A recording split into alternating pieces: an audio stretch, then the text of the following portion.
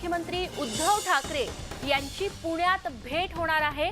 7 डिसेंबरला पुण्यात पोलीस महानिरीक्षकांचं संमेलन होतंय आणि विधानसभा निवडणुकीनंतर उद्धव ठाकरे आणि नरेंद्र मोदी यांची ही पहिलीच भेट असेल। पुण्यात पोलीस महानिरीक्षक यांच्या संमेलनात केंद्रीय गृहमंत्री अमित शहा हे देखील सहभागी होणार आहेत। पंतप्रधान नरेंद्र मोदी यांच्या हस्ते या संमेलनाचं उद्घाटन होणार आहे आणि या उद्घाटन कार्यक्रमाच्या निमित्तानं एकाच मंचावरती मोदी आणि ठाकरे येण्याची शक्यता आहे। प्रशांत लीला रामदास आमचे नवी दिल्लीचे प्रतिनिधी याबद्दल आपल्याला अधिक माहिती देतील। प्रशांत, नक्कीच राज्यात सत्ता स्थापन झाल्यानंतर मोदी आणि ठाकरे आमने सामने आलेले बघायला मिळतील। बरोबर आहे रेश्मा, खास करून जर बघितला आपण तर ज्या पद्धतीने विधानसभेच्या निवडणुका झाल्या आणि विधानसभा निवडणुकीमध्ये जो राजकीय पेच निर्माण झाला तर त्या राजकीय पेचाचा कुठेतरी शेवट राष्ट्रवादी काँग्रेस, शिवसेना आणि काँग्रेसच्या सत्ता स्थापनेने झाला आणि त्यानंतर आता पहिल्यांदा पंतप्रधान नरेंद्र मोदी आणि उद्धव ठाकरे यांची भेट होण्याची शक्यता आहे। मुख्यमंत्री उद्धव ठाकरे हे पुण्याला ही भेट होण्याची शक्यता आहे। पुण्याला पोलीस महानिरीक्षकांची संमेलन होणार आहे। संमेलनामध्ये अमित शहा देखील जात आहे। अमित शहा उद्या पुण्यामध्ये पोहोचत आहे। त्यानंतर पंतप्रधान नरेंद्र मोदी देखील 7 तारखेला पोहोचणार आहे। पण या निमित्ताने खास करून राज्यपालही तिथे उपस्थित राहतील। राज्यपाल भगतसिंग कोश्यारी उपस्थित राहतील, पण एक प्रोटोकॉल म्हणून हे उपस्थित राहतील। पण हे प्रोटोकॉल जरी असला हा प्रोटोकॉल टाळण्याचा अधिकार मुख्यमंत्र्यांना असतो। त्यामुळे आता सगळ्यांचं लक्ष लागलेलं आहे की मुख्यमंत्री उद्धव ठाकरे या कार्यक्रमाला उपस्थित राहतात की नाही। जसं पश्चिम बंगालमध्ये राज्यपालांसोबत आणि केंद्र सरकारसोबत मोठा वाद आहे, त्यावेळेस ममता बॅनर्जी अनेकदा कार्यक्रमाला उपस्थित राहत नाही, पण अनेकदा पंतप्रधानांच्या कार्यक्रमात त्या उपस्थित देखील राहिल्या आहेत। त्यामुळे पंतप्रधान नरेंद्र मोदी संदर्भात जी चर्चा झालेली आहे आणि अनेकदा उद्धव ठाकरे विरुद्ध नरेंद्र मोदी असे एकामेकाच्या विरुद्ध आरोप प्रत्यारोपही देखील झालेले अशा सगळ्या पार्श्वभूमीवरती विधानसभा निवडणुकीनंतर पहिल्यांदा एका मंचावरती उद्धव ठाकरे असतील मुख्यमंत्री महाराष्ट्राचे, तर पंतप्रधान नरेंद्र मोदी असतील, या दोघंही या मंचावर असतील। आणि दोघं समजा जर या दोघांच्या एकाच मंचावर असताना काही चर्चा झाली तर त्या चर्चेकडे सगळ्यांचं संपूर्ण महाराष्ट्राचं लक्ष लागलं आहे असेल, कारण की या निमित्ताने कुठेतरी नरेंद्र मोदी आणि उद्धव ठाकरे यांच्या चर्चेच्या निमित्ताने हे दोघंही एकत्र येतील आणि जर चर्चा झाली तर चर्चेतून काय बाहेर निघतं हे देखील पाहणं अत्यंत महत्त्वाचं ठरणार आहे। रेश्मा, निश्चित प्रशांत, धन्यवाद तुम्ही दिलेल्या या सगळ्या सविस्तर माहितीबद्दल।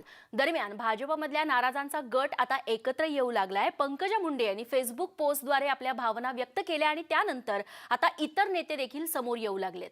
पंकजा मुंडेंची विनोद तावडे आणि राम शिंदे यांनी भेट घेतली होती। त्यानंतर एकनाथ खडसे यांनी देखील पंकजा मुंडेंची भेट घेऊन नाराजीला वाट मोकळी करून दिली आहे। आता प्रकाश शेंडगेंनी खडसेंची भेट घेतली आहे आणि भाजपत ओबीसींवरती अन्याय होत असल्याचा राग त्यांनी आळवलाय। दुसरीकडे भाजपचे ज्येष्ठ नेते एकनाथ खडसे यांची ओबीसी नेत्यांनी भेट घेतली। प्रकाश शेंडगे यांच्या नेतृत्वाखाली ओबीसी नेत्यांनी एकनाथ खडसे यांची भेट घेतली। भारतीय जनता पक्षात ओबीसी नेत्यांवरती अन्याय होतो आणि हा अन्याय दूर करण्यासाठी आपण एकत्र यायला हवं अशी भूमिका मांडली असं प्रकाश शेंडगे यांनी या भेटीनंतर माध्यमांना येऊन सांगितलं आणि याकरता इतर भाजपचे नेते आहेत त्यांची आपण भेट घेणार असल्याचं देखील ते पुढे म्हणाले। विशेष म्हणजे आज जे नेते शेंडगे यांच्या सोबत खडसे यांच्या भेटीला गेले होते त्यापैकी एकही जण भाजपचा सदस्य नाही आहे। या बैठकीबद्दल प्रकाश शेंडगे यांच्याशी बातचीत केली आमचे प्रतिनिधी विवेक कुलकर्णी यांनी। आपल्यासोबत प्रकाश शेंडगे आहेत ज्यांनी काही ओबीसी नेत्यांसोबत एकनाथ खडसे यांची भेट घेतली। काय नेमकी चर्चा या भेटीदरम्यान तुमची झाली? भाजपमध्ये जे ओबीसी नेत्यांच्यावरती जो काय प्रकार सुरू आहे, अचानकपणे त्यांचं तिकीट कापायचं, त्यांना असं फेकून द्यायचं आणि आत्ताच नाही, हे अनेक वर्षापासून सुरू आहे। मी कालच माध्यमाच्या समोर डांगे साहेब असतील, फरांदे साहेब असतील, इव्हन नाना पटोले असतील, मी स्वतः माझं तिकीट कट केलं, त्यानंतर आता नाथाभाऊंचं कट केलं, बावनकुळेंचं कट केलं, असं हे जे सगळं भाजपमध्ये सुरू आहे हे अतिशय वाईट प्रकार हा सुरू आहे आणि म्हणून आम्ही यातून काहीतरी मार्ग काढला पाहिजे म्हणून आम्ही नाथाभाऊंची भेट घेतली आणि त्यांना सांगितले की संपूर्ण ओबीसी समाज जो आहे, सगळे नेते जे आहेत ते आपल्या पाठीमागं खंबीरपणे उभा आहेत आणि यातून काहीतरी मार्ग काढून आपण सगळेजण मिळून महाराष्ट्रातलं भविष्यातलं राजकारण, समाजकारण जे आहे त्याची दिशा आपण नक्की ठरवली पाहिजे। काय मार्ग म्हणजे नेमकं काय करणार तुम्ही? शेवटी कसं आहे, आता इतके जर अत्याचार होत असतील इतक्या ज्येष्ठ नेत्यांच्यावरती तर नक्की सगळ्यांनी म्हणून एकत्रित होऊनच आम्हाला मार्ग काढावा लागेल। म्हणजे नेमकं काय करणार? काय वेगळा फ्रंट तयार करणार? काय करणार नेमकं? आता ते आम्ही ठरवू। आम्ही आता येत्या 15 दिवसानंतर आमची एक बैठक, आम्ही राज्यव्यापी सगळ्या ओबीसी नेत्यांची आम्ही बैठक बोलणार आहोत आणि त्याच्यामध्ये सगळे नेते मंडळी आम्ही बोलणार आहोत। त्याच्यामध्ये आम्ही बसून नक्की पुढे काय करायचं, या परिस्थितीत कसा मार्ग काढायचा हा आम्ही नक्कीच मार्ग काढू। एक प्रश्न असा विचारला जातो की तुम्ही आता भाजपमध्ये नाही, तुम्ही सेनेसोबत आहात, मग भाजपची काळजी काय वाटते एवढी? नाही, कसं आहे, मी सुद्धा भाजपमध्ये होतो, मी मोठ्या पदांच्यावर होतो. माझ्यावरती काय प्रसंग गुजरला ते माझं मलाच माहिती आहे. मुंडेजीवरती काय प्रसंग गुजरला हे आता मी प्रत्यक्ष साक्षीदार आहे. असे अनेक नेत्यावरती जे प्रसंग गुजरलेले आहेत. मग आता हे किती वर्ष चालणार? 3 पिढ्या मातीत गेल्यात ओबीसी नेत्यांच्या. आता अजून हे आहे, हे अजून आता नवीन पिढी हे सहन करण्याच्या मनस्थितीत नाही आहे. एकनाथ खडसेंचं मुळात याच्याबद्दलचं काय म्हणणं होतं? नाही, नाथाभाऊंना मी विनंती केली आहे की आम्ही सगळे तुमच्या पाठीमागं आहोत आणि तुम्ही आम्हाला मार्गदर्शन करा की इथून पुढचं जे हे आहे अशा प्रकारचे प्रसंग पुन्हा ओबीसी नेत्यांच्यावरती येऊ नयेत. म्हणून काहीतरी आपल्याला निश्चित एक कार्यक्रम आखावा लागेल या महाराष्ट्रामध्ये, जेणेकरून हे सगळं थांबलं पाहिजे. महाराष्ट्र राजकारण ओबीसी नेत्यांना त्यांचा न्याय मिळाला पाहिजे. 55% ओबीसी समाज आहे आणि ह्या ओबीसी समाजावरच काय भाजपचं आतापर्यंत जे सत्ता आली ओबीसीमुळे आलेली आहे आणि ओबीसी नेत्यांनाच त्यांनी खड्यासारखं बाहेर फेकून द्यायचं हे काही योग्य नाही आणि त्याच्यावरती आम्ही नक्कीच मार्ग काढू. अजून कोणत्या भाजपमधल्या नेत्यांशी तुम्ही भेट घेणार आहात, संपर्कात आहात? आज पहिल्यांदाच आम्ही नाथाभाऊ खडसेंना भेटलो. याच्यानंतर ज्या नेत्यांच्यावर अन्याय झालेला आहे त्या नेत्यांशी आम्ही भेटू.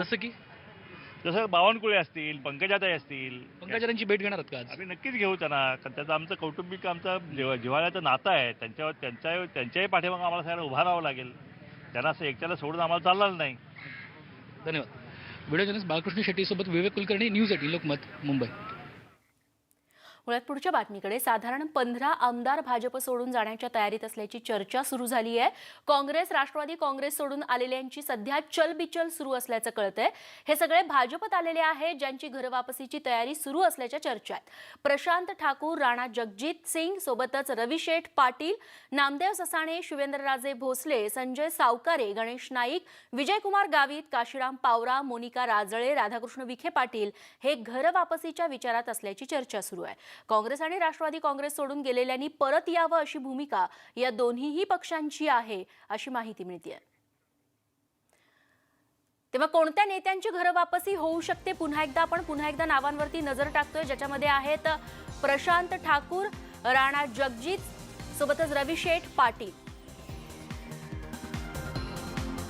गणेश नाईक, विजयकुमार गावित, राधाकृष्ण विखे पाटील हे देखील परतू शकतात अशी चर्चा सुरू झाली आहे.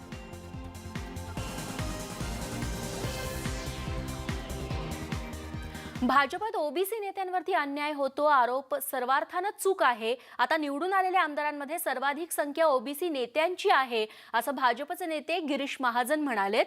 तसंच मेगा भरतीतून आलेले नेते पक्षातून बाहेर पडणार नाहीयेत, ही निव्वळ अफवा आहे असा दावाही त्यांनी केलाय. नव्या सरकारला सिंचन प्रकल्पांचा आढावा घ्यायचा असेल तर घेऊ देत, खरं तर त्यांनी चौकशीही करावी अशी प्रतिक्रियाही त्यांनी दिली आहे. ओबीसी समाजाला जेवढा न्याय भारतीय जनता पक्षाने दिलेला आहे मला वाटतं तो कुठल्याही पक्षाने दिलेला नसेल. आजही आपण जर संख्या मोजली आपण आमदारांची तर सगळ्यात मोठी संख्या पर्सेंटेज वाईज सुद्धा ओबीसींची संख्या ही भाजपकडेच मोठी आहे.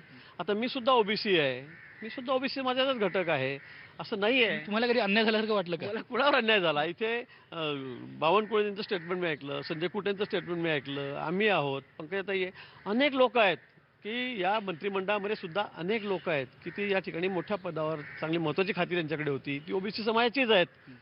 ही सगळी अफवा आहे. मी सांगतो तुम्हाला, एक सुद्धा आमदार आमच्या या ठिकाणी जाणार नाही. सगळे आमदार आम्ही सगळे सोबत आहोत, 100% आम्ही सगळे इंटॅक्ट आहोत. कुठेही मला वाटतं एक सुद्धा आमदार असा चुकून सुद्धा प्रयत्न या संदर्भामध्ये करत नाही आहे. या फक्त अफवा आहेत, बाकी दुसरं काही नाही. निश्चित आढावा घेतला पाहिजे, चौकशीच केली पाहिजे मी तर म्हणेल. कारण या गोष्टीमध्ये जे चुकीचं काम झालं असं म्हणणं आहे त्याच्यामध्ये कुठलंही तथ्य नाही आहे. ज्यावेळेला आपण आमचं सरकार येण्याच्या आधी ज्यावेळेला या खात्याबद्दल बोललं जात होतं, PIL झालेल्या होत्या आणि चितळे समिती नेमली होती. त्याच्या पोटाने मान्य उच्च न्यायालयात चितळे समिती नेमल्यानंतर या संदर्भामध्ये मान्य चितळे साहेबांनीच म्हटलेलं होतं, त्या समितीने म्हटलेलं होतं की सुप्रमा न देता हे एवढं तुम्ही काम कसं काय करतात, काय काम करणार आहात, काय प्लॅनिंग आहे, काय नियोजन आहे, किती खर्च लागणार आहे. बघूयात पुढची बातमी. सहकारी कारखाने आणि वस्त्रोद्योग चालवणाऱ्या काही काँग्रेस, राष्ट्रवादी काँग्रेसच्या नेत्यांनी भाजपची वाट धरली होती. त्याचा फायदाही त्यांच्या संस्थांना झाला होता. पण आता राज्यात सत्तांतर होताच चित्र बदलायला सुरुवात झाली आहे. ठाकरे सरकारचा साखर सम्राटांना दणका. 4 साखर कारखान्यांची थकहमी रद्द. फडणवीस सरकारचा निर्णय फिरवला. भाजपच्या आश्रयाला गेलेले साखर सम्राट आता ठाकरे सरकारच्या निशाण्यावर आले आहेत. फडणवीस सरकारनं 4 सहकारी साखर कारखान्यांना दिलेली थकमी मुख्यमंत्री ठाकरे यांनी रद्द केली आहे. त्यामुळे जनसुराज्य शक्ती पक्षाचे नेते विनय कोरे, धनंजय महाडिक, कल्याण काळे आणि पंकजा मुंडे यांच्या सहकारी साखर कारखान्यांच्या अडचणी वाढणार आहेत. विधानसभा निवडणुकीदरम्यान धनंजय महाडिक यांनी राष्ट्रवादी काँग्रेसला रामराम करून भाजपत प्रवेश केला होता. तर निवडणूक निकालानंतर विनय कोरे यांनी भाजपला पाठिंबा जाहीर केला होता. फडणवीस सरकारनं पंकजा मुंडे यांच्या कारखान्याला 50 कोटी, विनय कोरे यांच्या कारखान्याला 100 कोटी, धनंजय महाडिक यांच्या कारखान्याला 85 कोटी तर कल्याण काळे यांच्या साखर कारखान्याला 75 कोटींची थकमी दिली होती. ही थकमी रद्द झाल्यामुळे या कारखान्यांना NCDC कडून कर्ज घेण्यात अडचणी येणार आहे. सहकारी साखर कारखान्यांपाठोपाठ सहकारी वस्त्रोद्योगांवरही ठाकरे सरकारनं लक्ष केंद्रित केलंय. अपात्र सहकारी वस्त्र उद्योगांना अनुदान दिल्याप्रकरणी राज्य सरकारनं चौकशी सुरू केली आहे. त्यासाठी सरकारनं दक्षता आणि नियंत्रण कक्षाची स्थापना केली आहे. हे दक्षता पथक दर महिन्याला किमान 30 वस्त्रोद्योग संस्थांची तपासणी करणार आहे. फडणवीस सरकारच्या काळातील आर्थिक निर्णय ठाकरे सरकारच्या रडारवर आले आहेत. काही सहकारी साखर कारखाने आणि वस्त्रोद्योग संस्थांना याचा फटका बसलाय. आगामी काळात तसे आणखी धक्के बसण्याची शक्यता नाकारता येत नाही. सागर कुलकर्णीसह bureau report, news 18 Lokmat, Mumbai. इकडे कांद्याच्या दरानं राज्यात 100 गाठली आहे. कांद्याच्या वाढत्या किमतीनं सर्वसाधारण त्रस्त झालेले असताना आता केंद्र सरकारकडून देखील याची गंभीर दखल घेतली जाते. याच दरवाढीच्या मुद्द्यावर कांद्याच्या दरवाढी संदर्भात केंद्रीय मंत्रिगटाची एक बैठक सुरू झाली आहे. केंद्रीय गृहमंत्री अमित शहा यांच्या अध्यक्षतेखाली ही बैठक सुरू आहे. बैठकीत केंद्रीय अर्थमंत्री निर्मला सीतारमण, पियुष गोयल, नरेंद्र सिंग तोमर यांच्यासह पंतप्रधान कार्यालयाचे अधिकारी देखील उपस्थित आहेत. संसद भवनातील अमित शहांच्या कार्यालयात ही बैठक सुरू असल्याची माहिती मिळते. प्रशांत लीला रामदास आमचे प्रतिनिधी आता आपल्या सोबत आहेत. प्रशांत, या बैठकीत नेमक्या कोणत्या मुद्द्यांवरती चर्चा सुरू आहे? खास करून जर बघितलं, देशभरात कांद्याची दर जे आहे ते आभाळाला टेकलेले आहे आणि कुठेतरी दरवाढ हे कांद्याने 100 गाठलेली आहेत. अनेक शहरांमध्ये, अनेक गावांमध्ये 150 ते 180 रुपयापर्यंत कांदा प्रति किलो मिळत आहे. या सगळ्या पार्श्वभूमीवरती जर या कांद्याचे दर कसे नियंत्रित करता येईल या संदर्भात एक अत्यंत महत्त्वाची बैठक संसद भवनात सुरू आहे, ज्यामध्ये केंद्रीय गृहमंत्री अमित शहा यांच्या या संसद भवनातील कार्यालयाची बैठक सुरू आहे. यामध्ये कृषी मंत्री नरेंद्र सिंग तोमर, अर्थमंत्री निर्मला सीतारामन, याशिवाय पियुष गोयल जे वाणिज्य मंत्री ते देखील उपस्थित आहे. आणि या सगळ्या बैठकीच्या माध्यमातून कुठेतरी कांद्याचे दर नियंत्रित करता येईल का, या संदर्भात काय उपाययोजना करता येईल या संदर्भात चर्चा सुरू झालेली आहे. महत्त्वाचं म्हणजे या बैठकीतून माहिती पुढे आली की टर्की या देशाकडून कांदा आयात करावा भारतामध्ये असा प्रयत्न सुरू आहे. पण ज्या पद्धतीनं पाकिस्तानसोबत या आपले संबंध दुरावलेले आहे, यापूर्वी जेव्हा कांद्याची अडचण निर्माण झाली तेव्हा पाकिस्तानकडून आपल्या भारतात कांदा आयात करण्यात आला होता. पण आता ज्या पद्धतीनं पाकिस्तानसोबत आपले संबंध दुरावले, त्यामुळे त्या देशाला कुठल्या प्रकारचा आयातीचा ऑर्डर देण्यात येणार नाही अशा प्रकारची चर्चा आहे. आणि त्याचमुळे टर्कीकडून कांदा मागवण्याची चर्चा आहे. पण हा कांदा केव्हा पोहोचेल, तोपर्यंत हे कांद्याचे दर कुठपर्यंत जातात हे देखील पाहणं महत्त्वाचं ठरणार. या संदर्भात चर्चा होऊ शकते. सोबतच कांद्याच्या साठवणुकी संदर्भात जी मर्यादा आहे ती मर्यादा कमी करण्याची शक्यता या बैठकीत व्यक्त केली जात आहे. आणि ती जर मर्यादा कमी केली तर जो खास करून मोठ्या संख्येने कांदा लपवून साठवणूक करण्यात आलेला आहे तो बाहेर पडण्याची शक्यता आहे. कारण की त्या माध्यमातून कुठेतरी हा कांदा जर मार्केटमध्ये आल्यानंतर कुठेतरी कांद्याचे दर नियंत्रित होतील असंही या मंत्रिगटाच्या बैठकीत चर्चेला जाऊ शकतं. त्यामुळे या मंत्रिगटाच्या बैठकीकडे सगळ्यांचं लक्ष लागलं आहे. निश्चित प्रशांत, धन्यवाद तुम्ही दिलेल्या या सगळ्या सविस्तर तपशिलांबद्दल. तेव्हा कांदा दरवाढीवरून देशात वातावरण तापलेलं असताना केंद्रीय अर्थमंत्री निर्मला सीतारमण यांनी केलेल्या वक्तव्यावरून आता वाद पेटलाय. कांद्याच्या दरावरती लोकसभेत चर्चा सुरू होती आणि यावेळेस माझ्या कुटुंबात कांदा आणि लसणाचा वापर फार केला जात नाही असं सीतारमण म्हणाल्या. त्यांच्या या विधानाला अनेकांनी असंवेदनशील असं म्हटलंय. अजून तरी सीतारमण यांच्याकडून यावरती कोणतंही स्पष्टीकरण आलेलं नाहीये. हाँ, मैं इतना लहसुन प्याज नहीं खाती हूँ जी, so डोंट वरी. मैं ऐसे परिवार से आती हूँ जहाँ अनियन प्याज का मतलब नहीं रखते हैं. ज़्यादा प्याज खाने पर कैंसर हो जाएगा. बघूयात पुढची बातमी. मुंबई गोवा महामार्गाच्या चौपदरीकरणाचं काम पूर्ण होण्याची आता आणखी एक नवीन तारीख समोर आली आहे. हे काम वर्षभरानं पूर्ण होईल असं केंद्रीय रस्ते वाहतूक मंत्री नितीन गडकरी यांनी आज लोकसभेत सांगितलं. कोकणात जागेवरून प्रचंड भाऊबंदकी असते, त्यामुळे आम्हाला भूसंपादनाला वेळ लागला असं स्पष्टीकरण गडकरींनी दिलंय. दूसरा ऐसा है कि जो मुंबई गोवा का है, ये भी एक कोकण के रहने वाले हैं। सर, वहाँ 1 एकड़ जगह के 5 मालिक हैं और 5 भाई आपस में 1 एकड़ के हिस्से के लिए कैसा झगड़ा करते हैं, इसका उदाहरण कोई देखना होगा तो ये कोकण में है। एक दूसरे से ऐसा फाइटिंग चलती है। तो भी अध्यक्ष महाराज, हमने लगभग लैंड एक्विजिशन पूरा किया। सॉरी, वो हमारे मराठी में होता है। स्पीकर महोदय, हमने पूरी लैंड एक्विजिशन पूरा किया है और 1 साल के अंदर मुंबई गोवा 4 लेन सिमेंट कॉन्क्रीट रोड पूरा होगा। आणि याच बातमीसोबत बुलेटिनमध्ये वेळ झाली एका छोट्याशा ब्रेकची। लगेच नंतर एक महत्त्वाची बातमी हाती येते। राष्ट्रीय ग्रामीण पेयजल अंतर्गत सन 2019-20 या वर्षात राज्य सरकार आणि केंद्र सरकार मिळून 12,000 कोटींचा आराखडा मंजूर झालेला आहे। या कामांना आता स्थगिती दिली आहे। 1,000 कोटी प्रशासकीय योजना काम स्थगिती देण्यात आल्याची माहिती समोर येते। माजी पाणीपुरवठा मंत्री लोणीकरांनी हा आरोप केलेला आहे। राष्ट्रीय ग्रामीण पेयजल योजनेअंतर्गत 50% निधी केंद्र सरकारकडून मिळतो तर 50% निधी राज्य सरकारकडे मिळतो। गेल्या काही महिन्यांमध्ये शासकीय तांत्रिक बाबी पूर्ण करत सुमारे 12,000 कोटींची कामं यांना मान्यता या योजनेअंतर्गत देण्यात आली होती। यामध्ये 50% हिस्सा हा केंद्र सरकारचा होता तर उर्वरित राज्य सरकारचा। आता जी कामं 70%पेक्षा जास्त पूर्ण झाली आहेत तितकीच कामं पूर्ण करावी, उर्वरित तांत्रिक कार्यपद्धतीत असलेली कामं थांबवावी असे आदेश एका पत्राद्वारे काढण्यात आले। या संदर्भात माजी पाणीपुरवठा मंत्री बबनराव लोणीकर यांच्याशी संवाद साधलाय आमचे प्रतिनिधी सागर कुलकर्णी यांनी। राज्यातल्या पिण्याच्या पाण्याच्या योजनेसाठी माननीय मुख्यमंत्री तत्कालीन मुख्यमंत्री देवेंद्र फडणवीसांच्या नेतृत्वामध्ये केंद्र सरकारकडनं मोदीजींकडनं 12,000 कोटी रुपयाचा आराखडा आम्ही मंजूर करून घेतला। याला स्थगिती दिलेली आहे आणि महाराष्ट्राच्या पिण्याच्या पाण्यासारख्या योजनेला सचिवांनी कुठल्या आधार घेऊन याची स्थगिती दिलेली आहे। राज्यामध्ये गोरगरीब लोक पिण्याच्या पाण्यामुळे हैराण आहेत।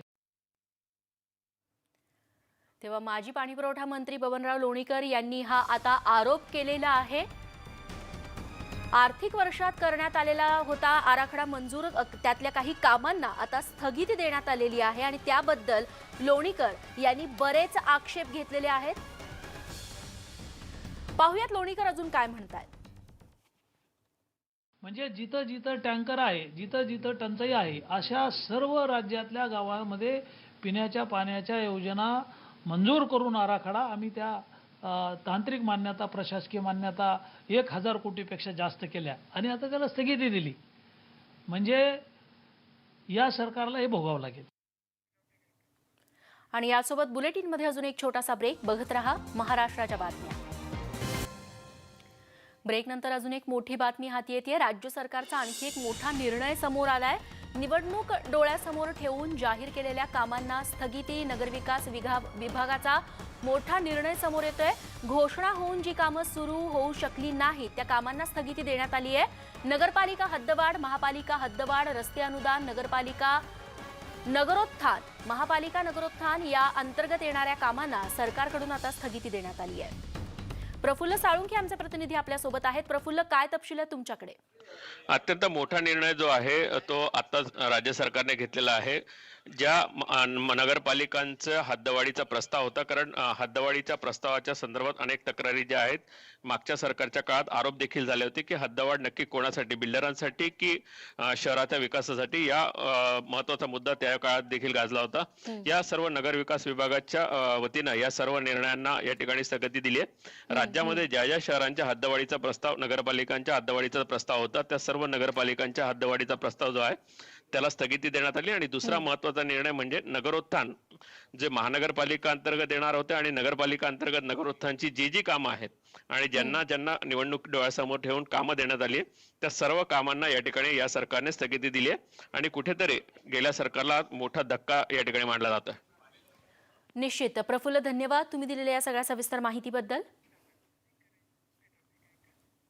आणि याच बातमीसोबत महाराष्ट्राच्या बातम्यांमध्ये आता वेळ झाली आहे इथेच थांबण्याची। थोड्याच वेळात गावाकडच्या बातम्या बघत रहा न्यूज 18 लोकमत।